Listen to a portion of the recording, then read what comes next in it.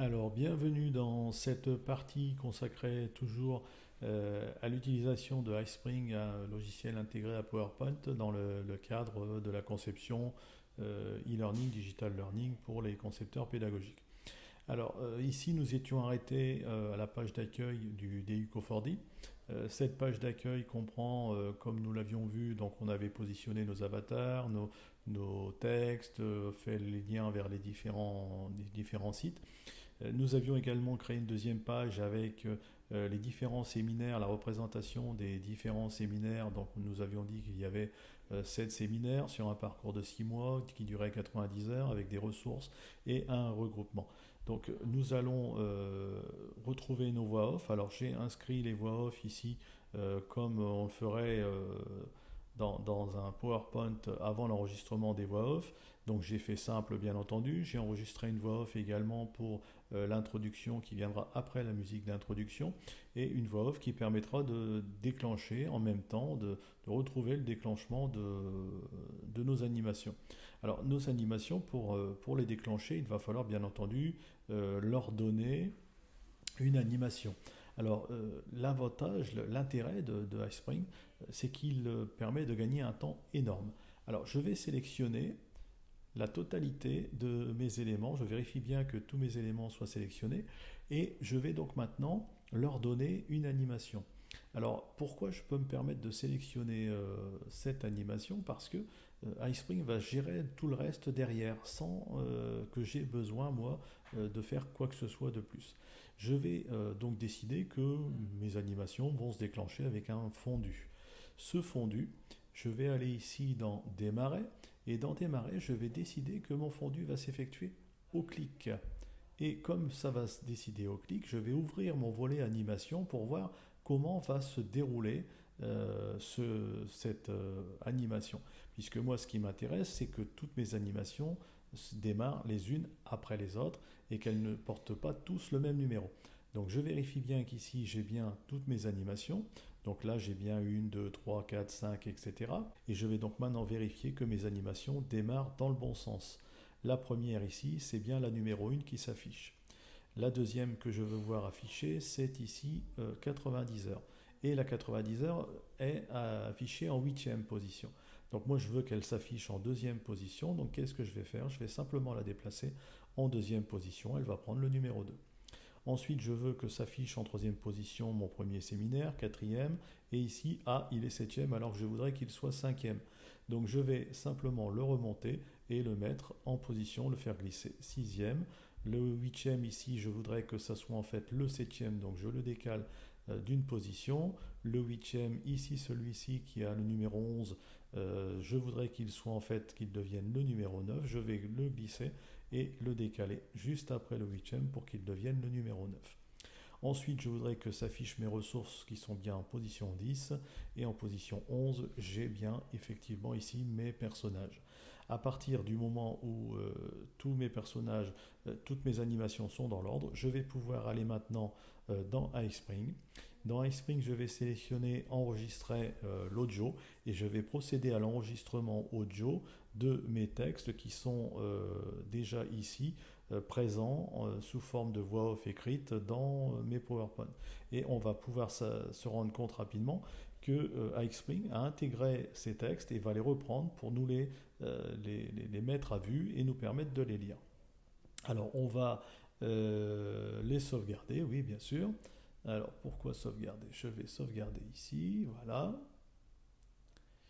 Maintenant que j'ai sauvegardé, je vais enregistrer l'audio. Il va m'ouvrir une nouvelle fenêtre et il va m'afficher, voilà, la diapositive. Alors je vais aller sur la première diapositive. Alors il m'affiche déjà du texte, puisque du son, pardon, et du texte également, mais du son parce que j'avais déjà procédé à un premier enregistrement que je vais écraser quand il va me le demander. On va voir que ici effectivement il a bien repris la voix off de ma première diapositive. Si je clique sur cette flèche, il va m'afficher la voix off de la diapositive suivante. Donc, et il m'affiche en même temps la diapositive suivante, sans les animations pour l'instant. Les animations vont apparaître quand je vais commencer l'enregistrement et que je vais arriver sur une diapositive où existent des animations. Il va me proposer dans ce carré-là de déclencher les animations en fonction de la voix off. Donc je vais procéder à l'enregistrement et on va voir comment cela se déroule. Donc je commence à enregistrer. Donc bonjour et bienvenue dans ce module consacré à l'initiation de l'utilisation de iSpring, logiciel intégré à PowerPoint. Ce module durera quelques minutes et concernera la prise en main de PowerPoint pour la conception puis l'intégration de voix off avec iSpring et la création d'un quiz. Donc je passe à la diapo suivante et là j'ai bien effectivement la possibilité de déclencher mes animations. Alors dans cette partie, nous allons étudier le déroulement du COFORDI. Cette formation se déroule sur une période de 7 mois et comprend 7 séminaires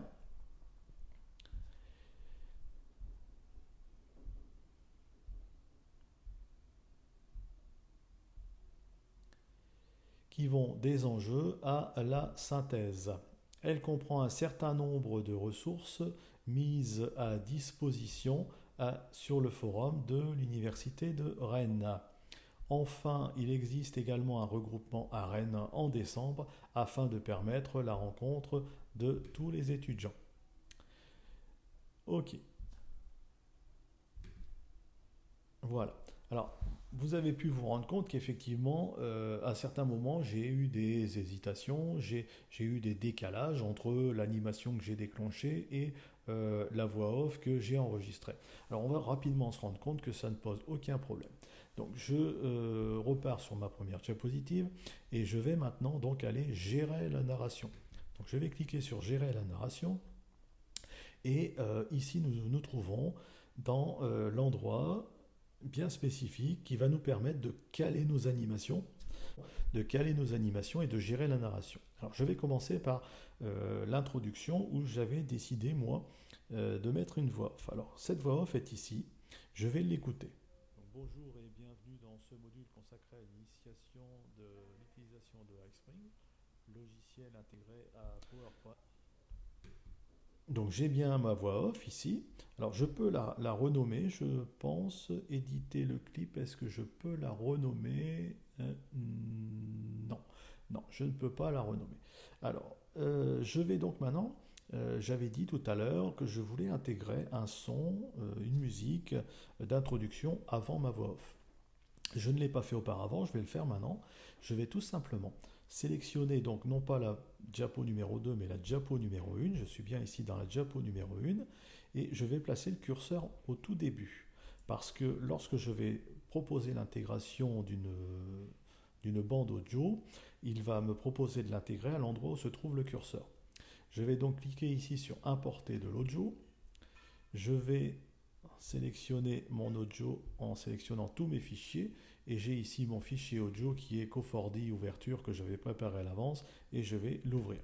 Et là il me demande si je veux le positionner où se trouve le curseur actuellement, si je veux le positionner au début de la diapositive 1, de la diapositive 2, de la diapositive 3 ou de la diapositive 4. Donc moi je vais le déposer exactement à l'endroit où il se trouve actuellement. Et donc ici vous voyez que j'ai le son d'ouverture, la musique d'ouverture qui s'est positionnée avant l'audio. Alors on va l'écouter. Oups. Et effectivement, on voit bien ici hein, le graphique qui nous prouve que j'ai une voix audio d'enregistrer qui est beaucoup plus faible que la musique d'ouverture. Je voudrais, moi, que la musique d'ouverture baisse un peu parce que augmenter l'audio enregistré va me donner du bruit et ça va être relativement désagréable et difficile à gérer sans logiciel externe. Donc je vais tout simplement sélectionner l'audio que je viens d'intégrer. Je vais aller dans éditer le clip. Et il m'ouvre un éditeur de clip qui ressemble à un logiciel que beaucoup d'entre vous connaissent déjà, qui s'appelle Audacity, qui va nous permettre de faire des choses à peu près similaires sans aller aussi loin, bien entendu. Alors, je vais tout simplement ici cliquer sur ajuster le volume et je vais baisser, réduire le niveau sonore de mon clip. Voilà, plus ou moins ceci. Je pense que à 90% plus ou moins, je devrais être à quelque chose qui se rapproche. On va l'écouter. C'est peut-être même encore un petit peu fort par rapport à la voix off que j'ai enregistrée.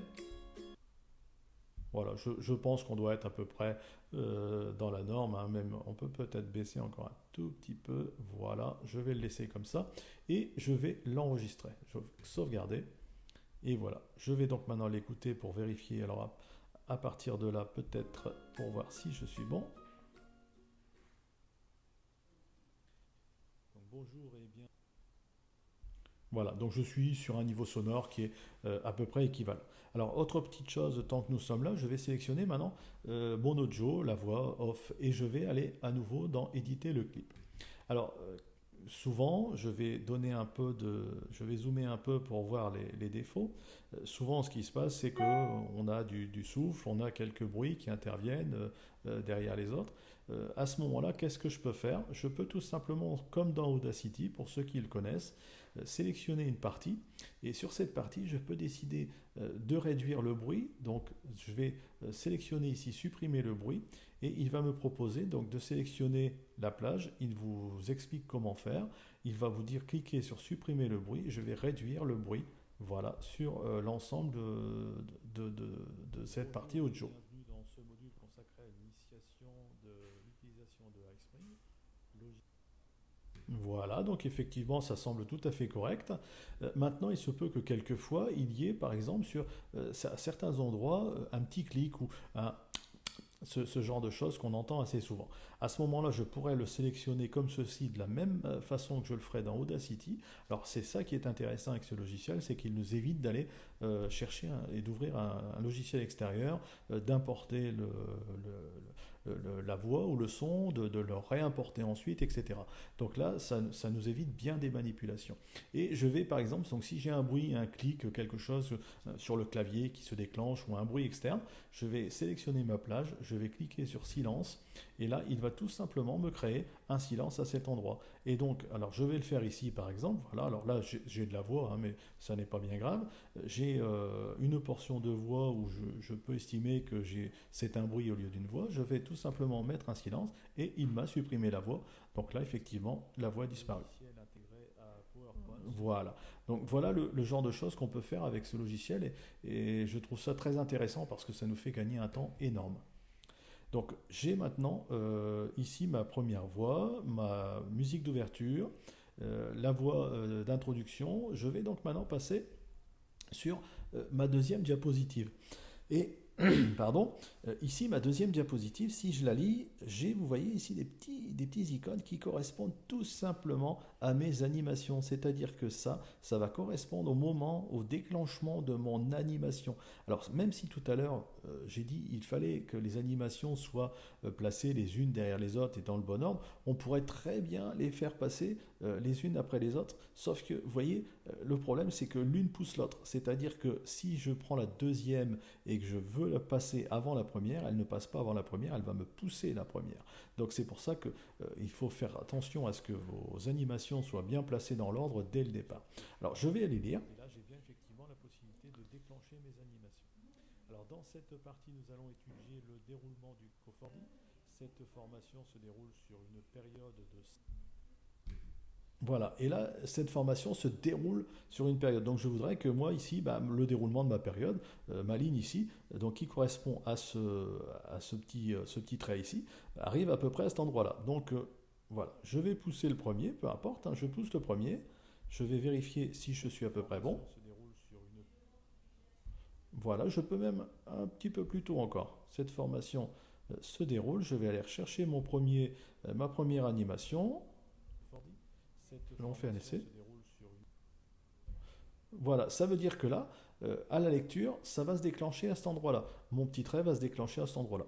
Ma deuxième animation, c'était 90 heures. 7 mois. Et comprend 7 séminaires. Voilà, alors période de 7 mois, alors je vais faire ça assez rapide. Comprend 7 séminaires, donc mes séminaires devaient s'afficher à partir de là. Donc là j'en ai 7 normalement. Donc le deuxième, je vais le coller. Je vais les coller pour qu'ils s'affichent tous les uns derrière les autres. Après vous gérez le temps entre vos animations. Moi je vais les coller, donc voilà, pas trop non plus. Je vais tous les amener les uns derrière les autres pour qu'ils se déclenchent. Alors je ne sais plus combien j'en suis. 3, 6, je crois que le septième doit être ici. Alors on va vérifier ça tout de suite. Voilà, 3, 6 et un 7. Voilà, donc normalement,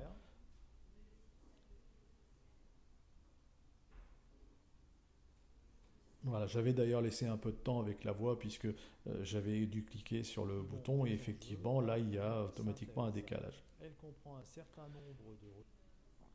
Voilà, donc là à ce moment-là je peux réguler puisque je finis avec la synthèse à cet endroit, je peux répartir mes séminaires différemment les répartir plus ou moins équitablement de manière à ce qu'ils s'affichent les uns après les autres sans qu'il y ait de trous entre les animations, ce qui ferait que l'animation paraîtrait un peu longue parce que les gens attendent pour voir ce qui va se passer.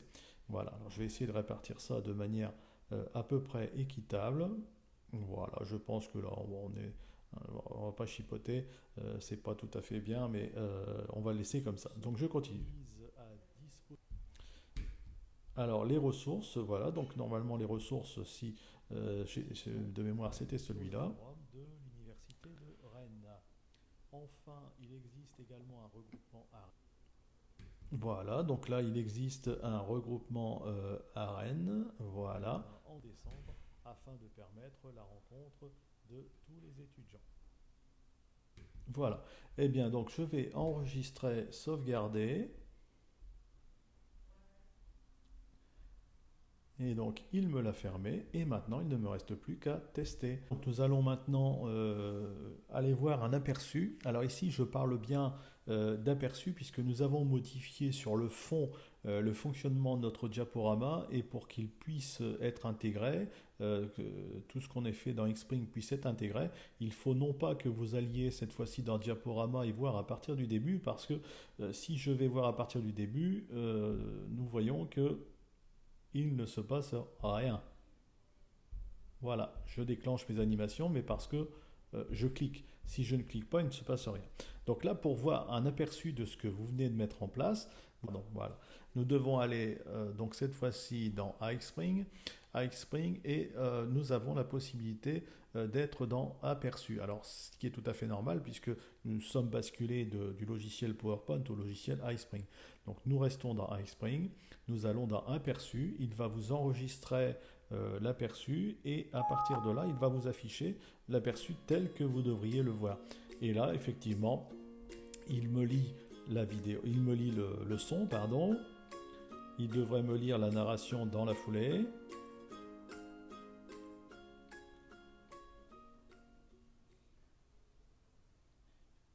Bonjour et bienvenue dans ce sacré.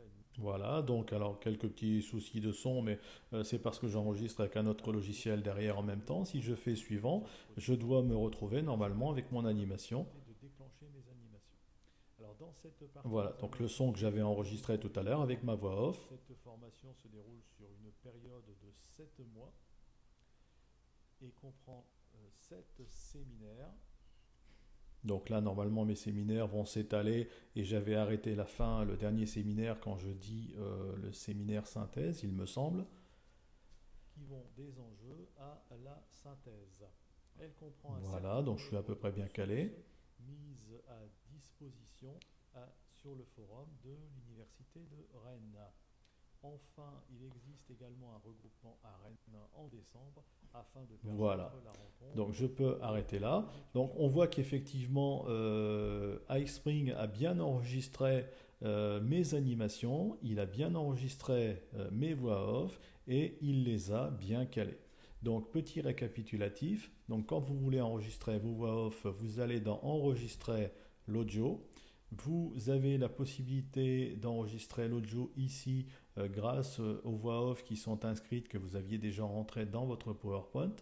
Une fois que tout ça est fait, il vous rouvre votre PowerPoint et vous avez la possibilité de gérer la narration. En gérant la narration, vous avez ici tous vos petits onglets qui correspondent à toutes les animations que vous avez mises en place dans le bon ordre et vous n'avez plus qu'à les régler. Voilà pour cette partie du tuto qui concernait la mise en place des voix off et de la narration avec iXpring. Donc le prochain tutoriel sera consacré au quiz.